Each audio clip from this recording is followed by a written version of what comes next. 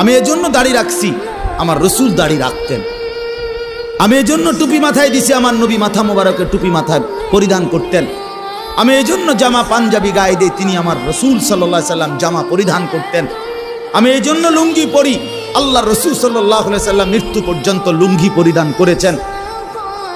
আমি এজন্য মোষ ছোট রাখি, আল্লাহ নবী সাল্লাল্লাহু আলাইহি ওয়াসাল্লাম বলছে একটি সুস্থ মানুষের পরিচয়, যে মানুষটা সুস্থ কিনা খোদার কসম এটার পরিচয় হলো যে মোষ ছোট রাখে, দাড়ি লম্বা করে, সে সুস্থ মানুষ, স্বাভাবিক মানুষ, স্বাভাবিক মানুষ। এত গুনাহ নিয়ে কবরে কেমনে যাবো? হাসরের ময়দানে দাঁড়াবো কিভাবে? আপনার বন্ধুর কাছে সুপারিশ চাইবো কেমনে মাওলা? হাউসে কাউসারের পানি মিলবে কিভাবে? আজই মাফ করে দেন, এখনই মাফ দেন, আপনি মাফই করে